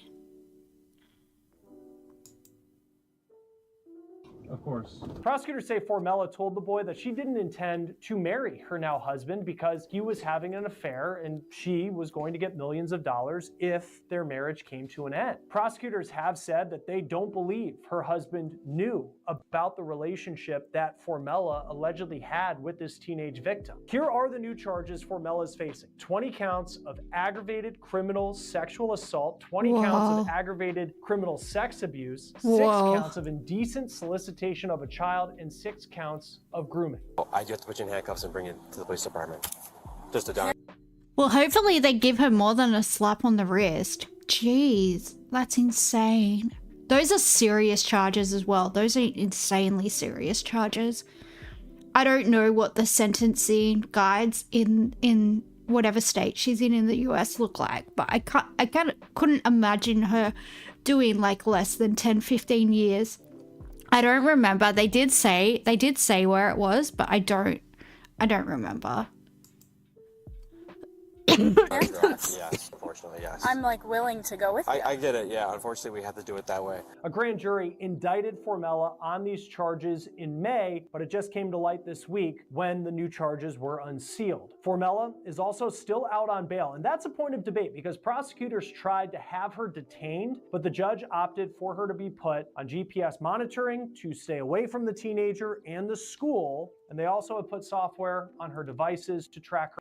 She's 100% getting special treatment because she's hot. It's in Illinois. Oh, they did say it was just outside Chicago. You're right. It is Illinois. Activity online. Join us now to talk more about this case is Ohio Special Prosecutor and former Deputy Attorney General Mark Weaver. Thank you for taking the time, as always, to join us on Law and Crime. This story, it seemed to be taken to a new level with these new charges that Christina Formella is facing. How serious are these new charges? How does it compare to the charges she was facing previously? Yeah, I was really surprised when they unsealed all these new counts. It appears as though this was not a one-off. This was many dozens of incidences of sex between this adult and this child in her house, at the school. Every one of these is enough to qualify for her to go to prison and certainly be a registered sex offender. Put them all together and she could spend the rest of her life in prison. Oh, God. Because originally, it was when she was arrested in April, and it was late March she was charged. I guess we learned about it in April. It happened at school. She argued that this teenager, who we thought was 15, but apparently this relationship allegedly went to when he was 14, that he had broken into her phone, he set her up, he was the one sending all these text messages. But you look at what prosecutors lay out, where apparently she was sending text messages, they say, when she was on vacation with her husband in Italy. How much does this new evidence carve into the defense that she apparently gave police when she was arrested? I'm not here to say that prosecutors are always right. I am here to say that defendants come up with the most ridiculous excuses when they're confronted with clear evidence against them. And she must have been backpedaling in her head. How can I explain away this evidence that they're presenting in front of me? Now, she knows that she had other instances of sex with this child, but I guess she's hoping against hope that there won't be any other evidence of it. Let's remember, anybody who has a cell phone, anybody who uses iCloud or any other backup service forgets that nearly every interaction is preserved, protected, in the cloud, in the backups, easy to find. Prosecutions for this sort of crime 50 years ago, before you and I were around doing this sort of stuff, must have been much harder because it was all eyewitness stuff. He said, she said. Yeah, it was all he said, she said, and they didn't have DNA testing, so for forensics, they could only really look at injuries. And if you didn't sustain any, lacerations or something during an assault, then it's like, what can they do? They can't test anything. They can't test DNA. They can't do any of this stuff. But now you've got digital forensics, DNA evidence, photographing wounds and things like that's a lot easier to do. It's a lot easier for a forensic expert to say, oh, these injuries were sustained in an SA scenario, things like that. So yeah, I mean, it's still obviously very, very hard for SA victims to get justice, but at least we do have, we've got our kits and we've got all of that, and we've got forensic scientists that can give evidence in court and things like that. Forensic doctors, sorry. It's crazy how these people just walk around 100%. Look at her. I would never look at that girl and think sex offender. I just wouldn't. Yeah, it's scary, to think, if I have kids one day, I could just, be talking to this teacher and she could, be grooming my child. What the heck? He said, but in an era where everything we do is logged and backed up to the cloud, evidence of these crimes is just so much easier to prove. How damning is it for her defense, if you were her defense attorney, that she made those statements that this was a one-off, he set me up, when prosecutors now are laying out that they have a lot of evidence that this was far more than that? What I've seen prosecuting cases like this is that there are certain kinds of offenders who think they can talk their way out of anything. which is usually pretty dumb. I'm not a defense lawyer, I prosecute, but usually why defense lawyers tell their clients to shut up. To shut up, yeah. Because they know that other evidence is coming. There's a process called discovery, where each side gets to see the other side's evidence. So the defense lawyer wants to wait to see all the evidence against her, and then they can come up with whatever their defense is at trial. But I think Well, that's it. Depending on how young the kid is, you're 100% right, Austronesian. Depending on how young the kid is, they might, the teacher's such an authority figure. They'll be like, if you tell anyone about this, you'll be in trouble, yada, yada, yada. And they don't really understand, And I think that's also why it's really important for parents to have those conversations with their kids, right? And say, no matter what it is, you can tell me and you're not in trouble. You can always come to me with these things and we'll always work it out together and I'll always be here for you and I won't be angry. Like, I think it's so important as a parent to let your kid know what is and isn't okay for an adult to do to them, where it is appropriate for an adult to touch you, and if anything happens, they don't have to be embarrassed, they don't have to be scared about getting in trouble, because you love them and you'll always help them. And it's so important for parents to have those conversations. It's, it's awkward for everyone involved, but if this is the alternative, right, your kid getting molested, like, I don't know, it seems like a no-brainer. she thought she was able to talk herself out of this, and she said some things that are going to come back to haunt her should this case go to trial. Right. How big of a deal is it that this actually happened when this student allegedly was 14 years old compared to what we first thought, which was 15? Yeah, these are all felonies, somewhat driven by the age, but also driven by the fact that the law puts special obligations on teachers to not have sexual interactions with their students.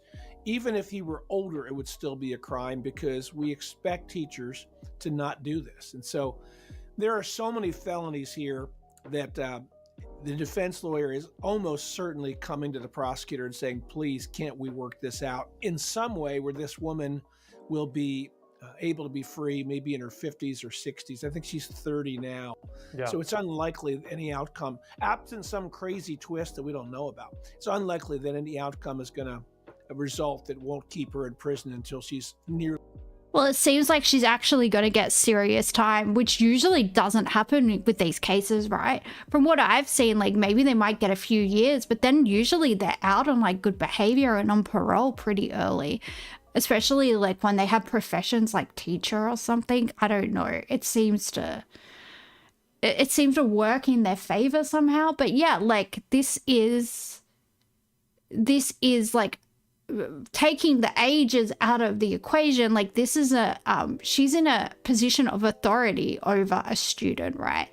Even if like say the boy was 17 or 18, it would still be a very serious crime because she's in a position of power. It's like, even if you're at university and like one of your lecturers tries to, one of your tutors or lecturers tries to get it on with you, you could say like, I felt coerced to have, relations with them because I thought they would like give me bad grades on my assessment or whatever. Like that's why there's strict rules against these, right? Because they're the person, they've got the balance of power in that relationship. Yeah, well, this woman is on bail. They said they're using an electronic tracking device on her. Like, she's not even in custody until the trial, which I think she should be, right? Because this is, like, heinous stuff. This is, like, a child just because she's hot. But that's the thing, right? Like, there are so many people out there. Like, when you read the comments on this stuff, you always see grown men going, oh, where was she when I was at school? Oh, I would have loved it if I was that kid. It's like, are you okay? That's assault. Like, that is assault. It doesn't matter if it happened to a boy. It's still assault. Like, it's insane. And the kid might not even realize what happened to him until he's older, right? It might affect all of his relationships with women going into the future. It probably will affect his ability, to be able to have a healthy relationship and get married and start a family. Like, these things have long-lasting effects on people. Clearly a senior citizen. And I want to talk a little bit about her bond because she's out right now. They did add with these new charges when she was arraigned on those earlier this week. She's wearing a GPS monitor. She can't go near the victim. There's a new software on her computer to track what she's doing online. But she's accused of having sex with a young teenager 45 times, sexual acts 45 times. It was in school. It was at her home. It was at her home during school hours. I mean, this is not a small case of a teacher, and not that it's ever acceptable, but crossing the line once. I mean, these are serious charges, 6 counts of grooming she's facing. Why is she out on bond? She shouldn't Very be. troubling. This is a reminder that where you choose to live, you subject yourself to the laws of that state. And in Illinois, in 2023, they changed the law. There's no cash bond. A judge cannot order a cash bond for any defendant in any case. And the presumption is that the person should not be held pre-trial. This was passed after the summer of George Floyd and some of the hysterical allegations against law enforcement that were made following that. My concern is less that she's a threat to the public. I think that's unlikely. Don't get me wrong. So in Illinois, if you're accused of murder, you will still get out on bond. What? That's absolute insanity. Talk about an overcorrection. Jeez. She's a bad person and needs to go to prison for a long time. But I don't think that in her free time, she's looking for 14-year-olds to go have sex with. The threat here is, since she's facing an essential life in prison sentence, the threat is she leaves. She cuts off the monitor. She heads to Central America. She's never heard from again. She has every incentive to flee. This judge said that there wasn't clear and convincing evidence to be able to detain her. I think the judge made a mistake. How much does, because I know part of the reasoning for the judge. If I were her, I would be sawing that thing off, and I would 100% be driving south as quick as I can. Not like saying she should do that, but I obviously wouldn't molest a child, so I wouldn't find myself in that situation. But yeah, I'd run if I were her. Jeez. Judge and you're going only away adding for a GPS long monitor and time. software to her computer was, what's new in this case compared to when she was first arrested back in March? How much does the decision in March factor into whether you can take someone into pretrial confinement, as opposed to looking at this? I mean, you look at it. I mean, it's just shocking the new level that this story has been brought to with what prosecutors have. And I know the defense was saying, well, we already knew all this was already out there and all this and all that. I mean, I think that there's a pretty strong argument that this is a completely different story than what we were first dealing with when it was first uncovered back in April and March. It's true. Every single instance of sex with this child is its own felony with 4 or 5 years in prison. Start adding them together. A judge doesn't have... Yeah, that stacks exponentially. She is buggered. It is not. That's a lot of time. And it depends whether they do like successive or concurrent sentencing as well. Because sometimes they like add them all together, or sometimes like they take the largest sentence and that's sort of the time that you do. But it depends. I believe that varies state to state in the United States. I'm not sure. Have to run the sentences consecutively, but she could. Start adding them together and it looks like a life sentence. This creates a strong likelihood of her fleeing from justice. This law is so pernicious. The notion that every crime is presumed to be one where the defendant is free the next day after he's arrested. Every crime has that presumption.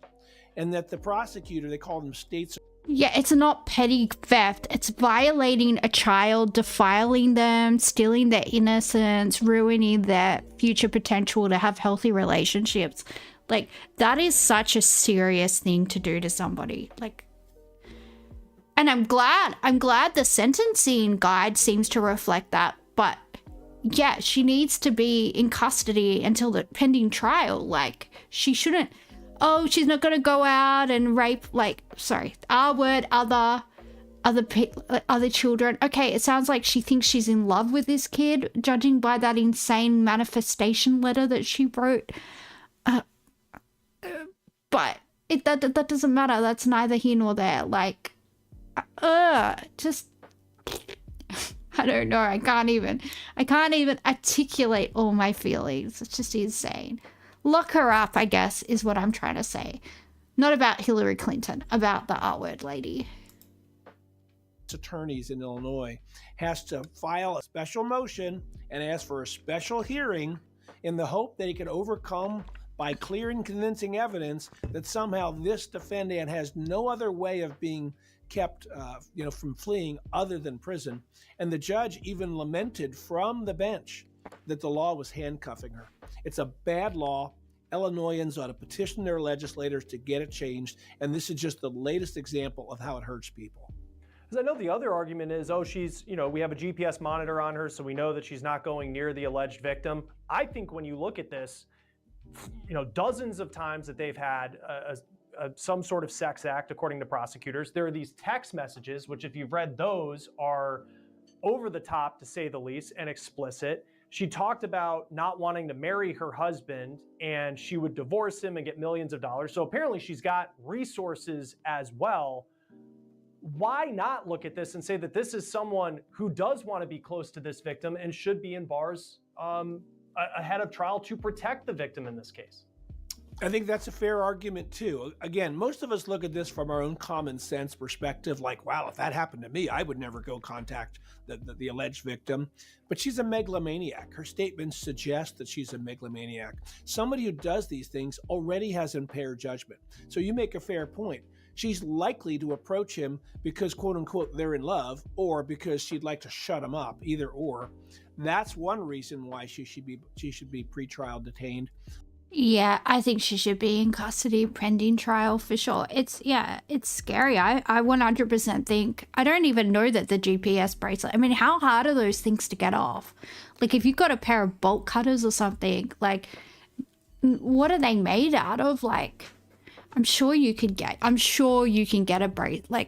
anklet off, probably just with stuff you've got in like your shed or your garage or whatever at home in your dad's toolbox. I'm sure you'd be able to get that off. The other one that I mentioned is she has a very high incentive to flee the country to get away.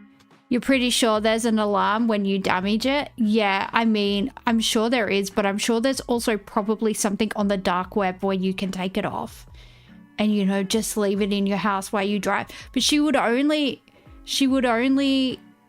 need like half an hour head start on like the cops or something, right? Because unless they get the FBI, they can't chase her across state lines. And Illinois is in the Midwest, so it borders a lot of states, right? She would be able to cross into them. She could pay somebody with like a light plane. There are lots of people in the Midwest that have like crop dusters, that have like planes for their flying. She could pay somebody money to, fly by plane. Like, there's heaps of stuff she could do to escape. If her husband's heaps rich, she would be able to, potentially do a lot of things. She could even get on a boat and like cross Lake Michigan and like do something like that. Like, there are so many insane things she could do. Away from this potential life sentence. For as many charges as she's facing, these were 52 new charges. Just again, running through them, arraigned on 20 counts of aggravated criminal sexual assault. You have aggravated criminal sex abuse, indecent solicitation of a child, and then 6 counts of grooming. If this was to go to trial, how is this tried where you're able, as a prosecutor, to prove every single point and lay it out clearly for a jury? Well, you have the electronic evidence, right? And so everyone focuses on the victim's testimony. That's certainly going to be the case. As a prosecutor, when I do sex cases, I would rather not have my child victims testify. They've already been abused by the offender, and I hate to re-victimize them by putting on the stand. We have ways of presenting the evidence without calling the victim. I think in this case, they're going to have to call him, but certainly the electronic evidence, how graphic it is, how specific it is. There's really no other explanation. Yeah, she really thought she wasn't going to get caught. Like, to send messages like that, you have to really think. And look, the boy never told anyone. It was the mom, just by happenstance, that had to that happened to, you know, stumble upon the evidence. Imagine if she hadn't. And I think she was genuinely shocked when the cops turned up and handcuffed her, right? Because this kid probably thinks he's in love with her.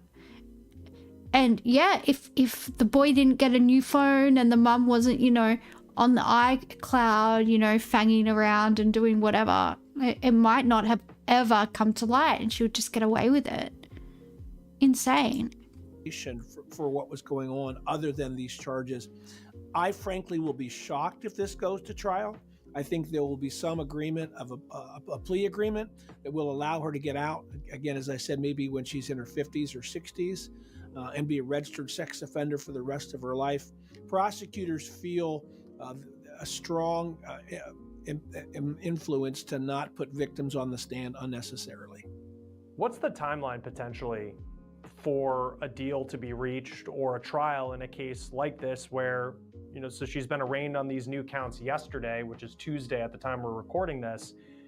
What does the timeline look like in this playing out? Well, the next hearing is August 4th. I expect there'll be some potential plea negotiations between now and then. There's a speedy trial clock that the state has to meet, which means she has to be brought to trial within a certain amount of time to protect her speedy trial rights under the U.S. Constitution. But when the defense makes request for discovery or files any motion, sometimes that tolls or pauses that clock. Long story short, the defense lawyer is going to try to find a way to keep her from going to prison for life. That's the only way out, unless there's been some mistake in the police work, some corruption. We saw this in the Rust case with Alec Baldwin, where he shot that director and killed her. And he was pretty clearly at fault for doing it. But because there was some last-minute allegation that the prosecution had been unfair, the case was dismissed. So occasionally you have a bolt out of the blue where something goes wrong in a case, which is why prosecutors have to present their cases carefully. So presuming the prosecution has its case airtight, this will resolve in a plea agreement that will allow her to serve 25, 35 years before she gets out.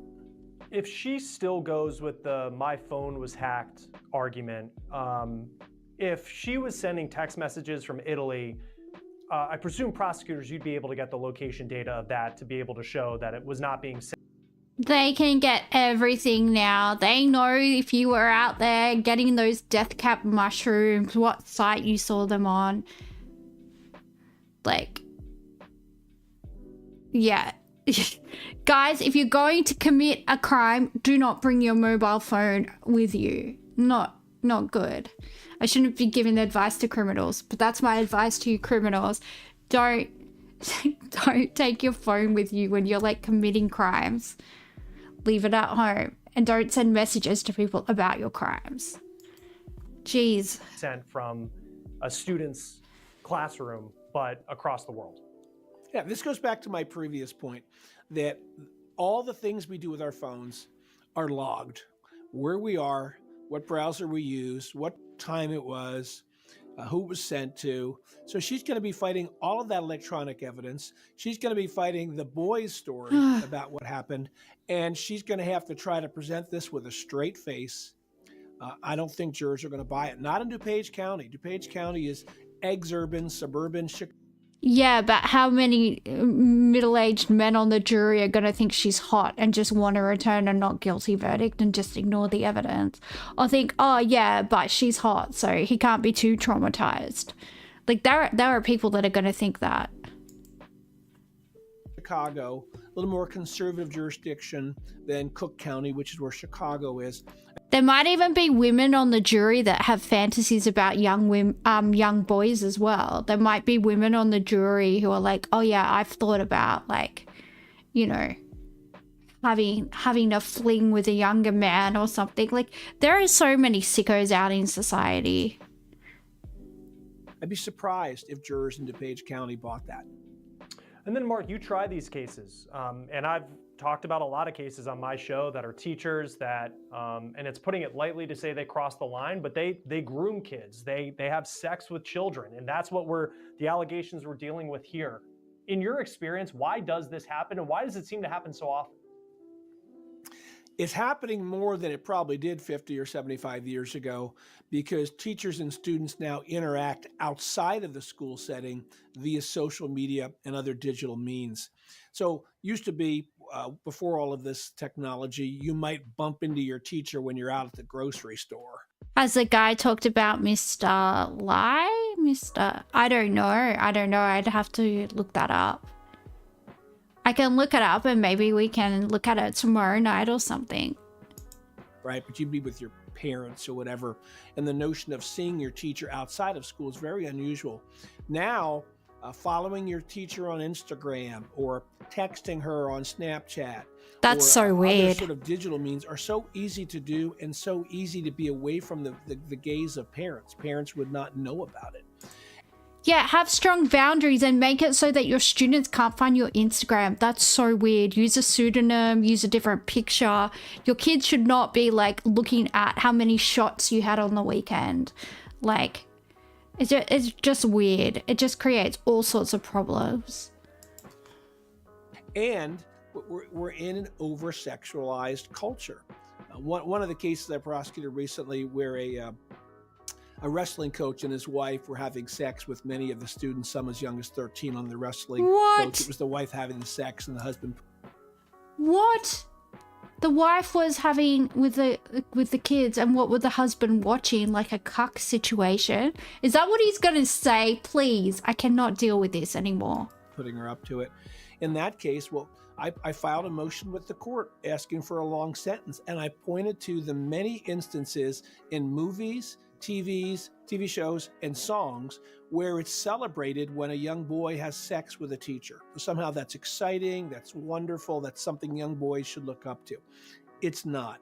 It's a sex crime. It's horrible. It's assault. And our culture sadly celebrates a young boy having sex with a student in a way that we don't when the roles are reversed.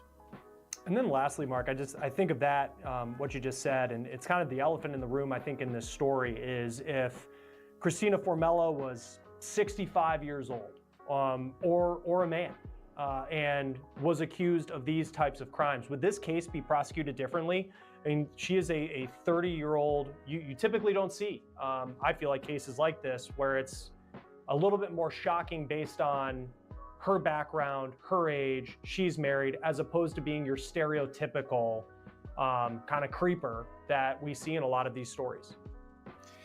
Yeah, I don't think it'd be prosecuted differently, but it might be viewed differently, right? People do have a mental image of what a sexual predator looks like, and it's often well out of sync with the truth. Yeah, and it's not a good-looking young woman. It's a weird, creepy, disgusting man. But she's younger. She's attractive. She's, the students must think she's cool, to have a student who's that age think that she was interested in him. That makes people view it a little differently. And she's quoted as saying somewhere that she can get away with things because she's attractive. Right. If she were to take the stand, that would come out in cross-examination. Any statement she's made can be used against her as long as it was gotten properly, which I think it was. And so people do look at these cases differently because they see somebody like her and they don't think of a sex offender, but the evidence says otherwise. Yeah, it is a shocking case that got even more shocking this week. Mark Weaver, it's always great to have you on Law and Crime. Thanks for joining us. Thank you. She's definitely average or above average. I would slightly above average Austronesian, I would say. Like, yeah, she's not a supermodel. She's not, a 9 or a 10, but she's probably like at least, a 6. And that's, that's attractive. And if you're a young boy, like, and the girls in your grade aren't ready for that type of thing, and you have, okay, all right, she's a 4 on your scale. Maybe I like to be more generous with my ratings. Yeah, well, guys, my cough is gonna come back. I can feel it, so I am going to end the stream. I'm probably gonna start a raid. I don't know if I can figure out how to do it. I'll do that. But thank you for hanging out, and She'd be a 7 if she didn't fall so much after prosecution. Yeah, but I mean objectively if you didn't know what she did. Because I would say she's like a 6 point, you know, 6.7, 6.8, maybe a 7 with, you know, makeup and her hair and everything done. But like if you didn't know what she was accused of, right? Obviously that makes her like a 0.